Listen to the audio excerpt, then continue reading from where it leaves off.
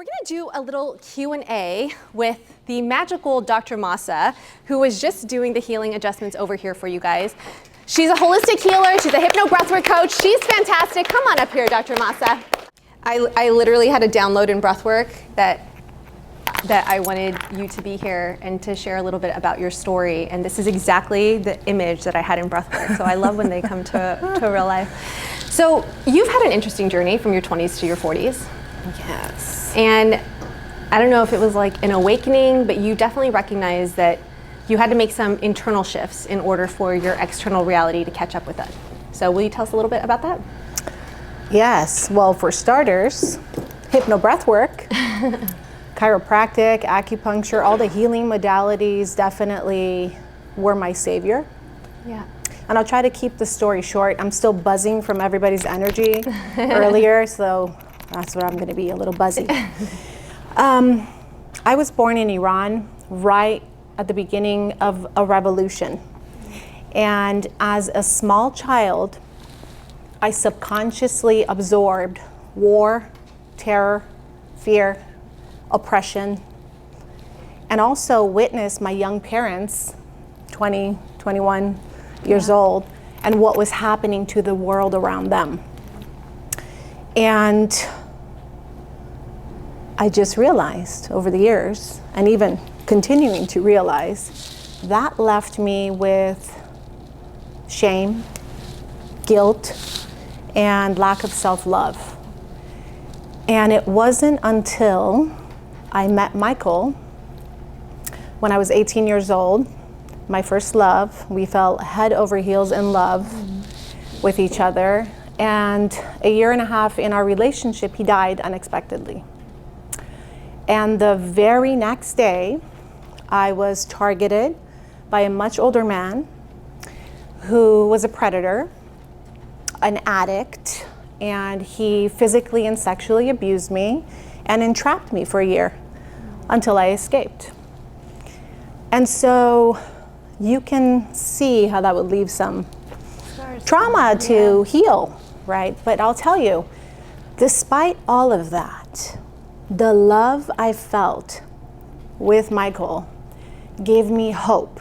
So it's like I had this faith, this hidden little voice that said, keep going, keep going, keep going.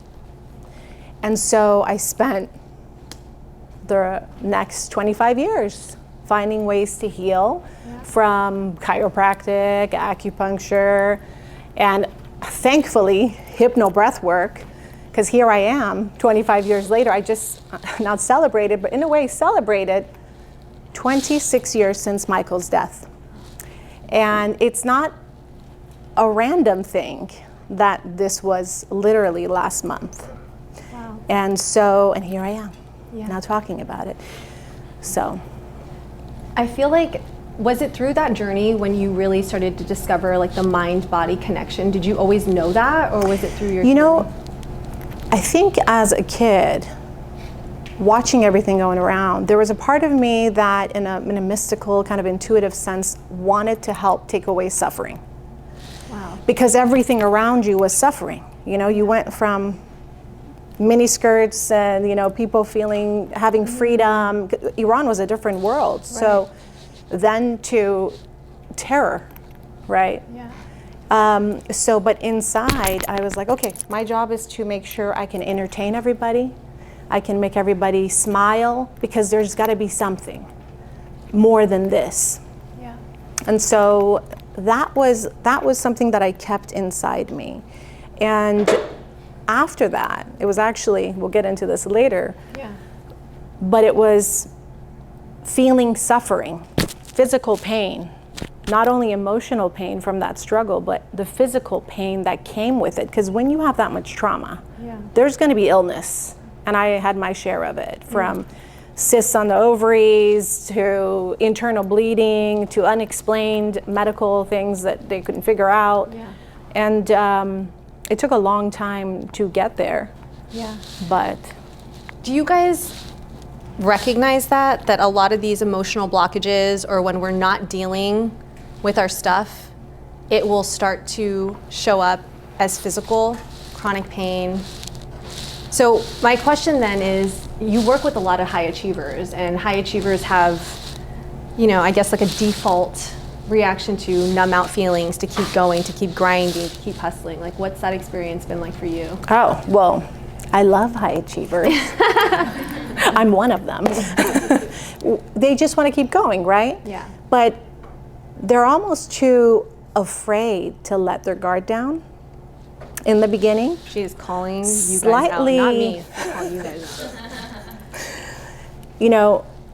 When you have 3 businesses, you're staff of 50, it's hard to let yourself be vulnerable because you feel like, okay, what's going to happen? Is this all going to break down if I'm not held together? Yeah. But what's amazing is one hypnobreathwork session, a couple of zone adjustments, and the emotional blocks are removed. Yeah. And they get to kind of feel themselves again. They're not only now these high achievers, but they're clear-headed, and they get into flow state, and it's just so beautiful to witness them in that state. Yeah. Now they're high achievers and they're energetically clear. Yeah. Jim, we're talking to you. Does that resonate for you? Like being also clear as you're moving through things, because you're releasing emotion. Yeah. Yeah. Definitely. Yeah. What have you kind of seen, Mahsa, when you do hypnobreathwork on business and on flow state? Like, how has it impacted your work? Oh my God. I'm addicted. I was just telling Jandria, it's like, has it only been a year we've been doing this? Because I feel like I've been doing this for like 5-6 years at least. So I wake up, I turn on, get my headphones on, do my breath work. I do not start my day without hypnobreathwork. My children understand this now. The dogs haven't figured it out yet, so the dogs will be on top of me and I just ignore them. And when I go to work, I'm clear-headed. Yeah. I go with whatever showed up for that day. And a lot of times I'll have something that I'm contemplating. So I'll say, okay, this is my session about how do I excite my employees about some change we're gonna make. And ever since I saw you, and especially after Bali, meaning I saw you the first time, and Bali, I've made a lot of changes in my practice. Yeah, tell us about some of those. Well, I had a vision in Bali about how I was going to split going from traditional chiropractic and all the physiotherapy modalities that I was used to using to just doing the things I loved, which was zone technique, hypnobreathwork, energy medicine. And so I didn't know how it was going to happen, but I knew it was going to happen.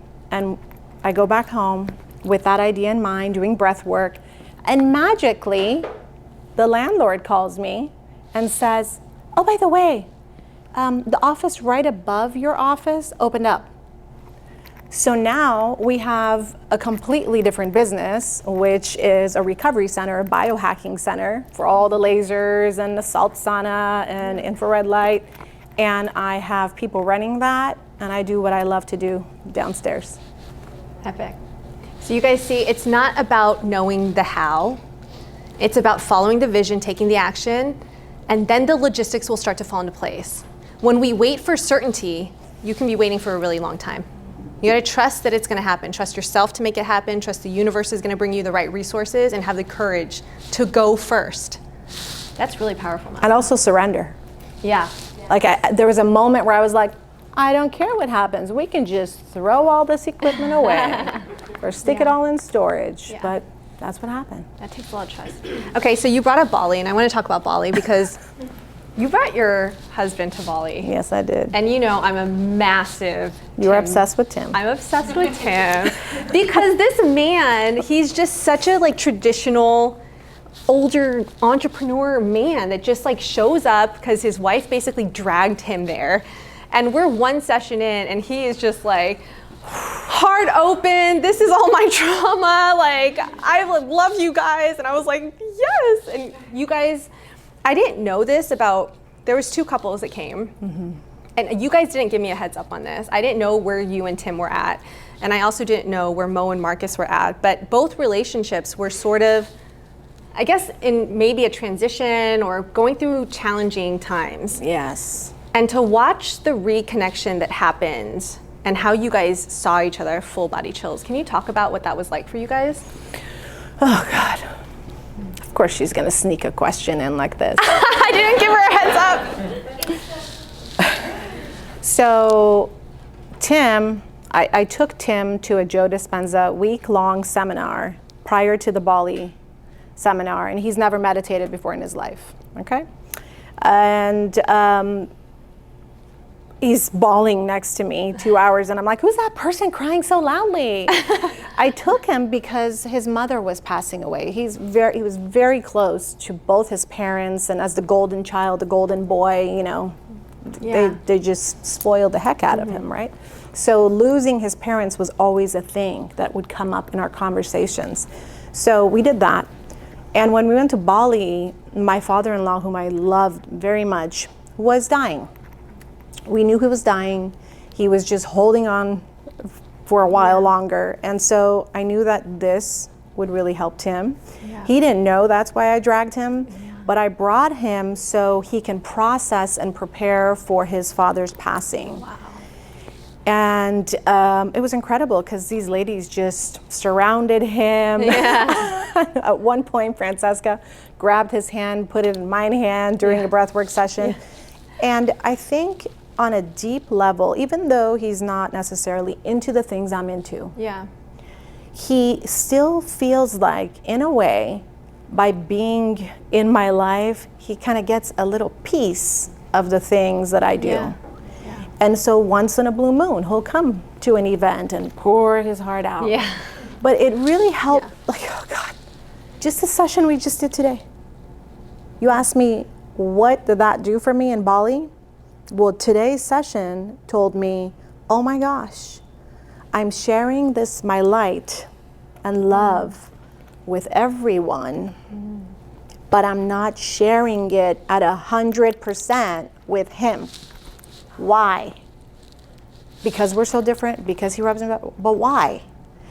And I realized all the things that we're not going to get into today, maybe the next seminar. But that was the piece that I realized connected to witnessing my mother and father, how my father just bestowed affection on my mom and she kind of held back, how my grandfather was in love with my grandmother and she kind of pushed him back. But it goes deeper than that. It's not about Tim. Tim is wonderful. It had to do with why I chose Tim to begin with to be my husband. And that goes back to your first question, lack of worth, being safe, not wanting to have my heart broken again with the person I was madly, deeply, crazy in love with. What if he dies? What if I kill him just by existing, right? So, but I know that we do our best healing in our relationships. So there is no coincidence that he is in my life. And so I can't wait to explore where that's gonna go. So I have two thoughts on this. The last seminar that we did, Tim was here in the other room. They were breathing together and he came out and he was like, you know, I went into this like, I just wish she would stop nagging me. Like she's just nagging me all the time. And then I realized in breathwork, I'm the problem. It's me. And we were like, hallelujah, the man's the problem. But he had this huge aha from the breathwork. But I bring it up because when we do breathwork on our triggers, on our relationship, the people who are closest to us, that is the biggest clue into what needs to be unblocked. Who's pissing you off in your life right now? Why? Breathe on it. Because when you start healing your relationship to your partner, all of a sudden you have more creativity. Exactly. You have more energy, you have more intuition. So let's close with, you have a book. I do have a book. Called The Zone Technique. Yes. And tell us about it. Well, there wasn't a book, so I wrote it.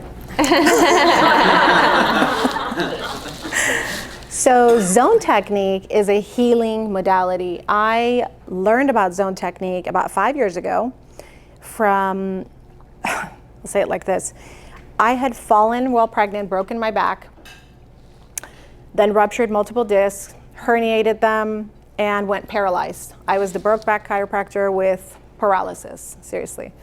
And I heard about zone technique because I was studying metaphysics at the time. The founder approached me and said, check this out. It's technique and metaphysics. And I went to see him, and he worked on me. And I told you I was in debilitating pain and paralyzed. One session, I stood up, no pain for 3 weeks. And he barely touched my back. So I fell in love with zone technique, just like I have hypnobreathwork, and studied it, mastered it, and approached Dr. Peter Goldman about writing a book. And he's like, no, you do it.